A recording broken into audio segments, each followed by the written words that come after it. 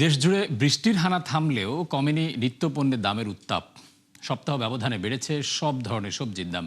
৩ অঙ্কের নিচে মিলছে না কোনো মৌসুমি সবজি। কাঁচামরিচ ঠেকেছে ৩০০-র ঘরে। ঊর্ধ্বমুখী ধারা বজায় রয়েছে মাছ মাংসেও। এমন অবস্থার পেছনে বরাবরের মতোই সরবরাহ সংকটকে দুষছেন বিক্রেতারা, যা মানতে নারাজ ভোক্তা সাধারণ। বলছেন, দুর্বল বাজার তদারকির কারণেই এমন লাগামহীন মূল্যবৃদ্ধি। মেজবাহ হাসানের রিপোর্ট।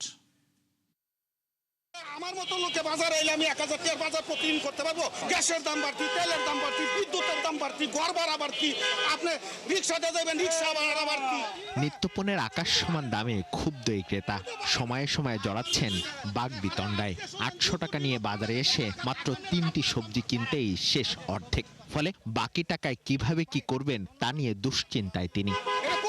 বসবাস করি, সিন্ডিকেট সব জায়গায় সিন্ডিকেট। রাজধানীর বাজারগুলোতে দেখা যায় মাত্র এক সপ্তাহে বদলেছে চিত্র।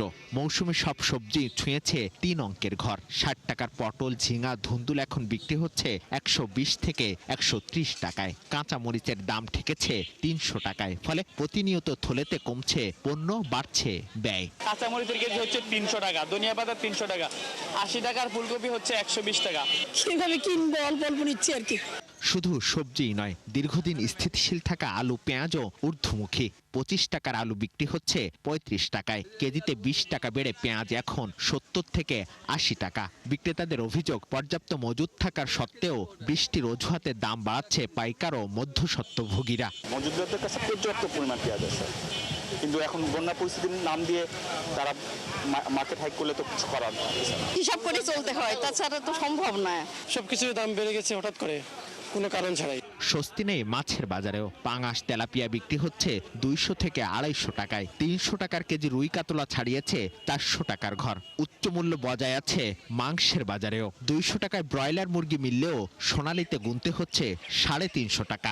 আগে যে রেটটা কিনছি তার থেকে 30% বেশি দিয়ে কিনছি। রেগুলার যে বাজার করি তার চাইতে অনেক বেশি দাম। ব্রয়লার মুরগির দামটা কেন বাড়ছে এটা আমরা নিজেরা শিওর জানি না। ক্রেতারা বলছেন, এভাবে চলতে থাকলে পুষ্টিহীনতায় ভুগবে পরবর্তী প্রজন্ম। তাই বাজারে স্বস্তি ফেরাতে সরকারের দৃশ্যমান পদক্ষেপ চান তারা। যতটুকু ক্যাপাসিটি আসছে এতটুকু দিয়ে চেষ্টা করে যে বাচ্চাদের পুষ্টিটা বজায় রাখার জন্য। মেজবাহ হাসান, ৭১, ঢাকা।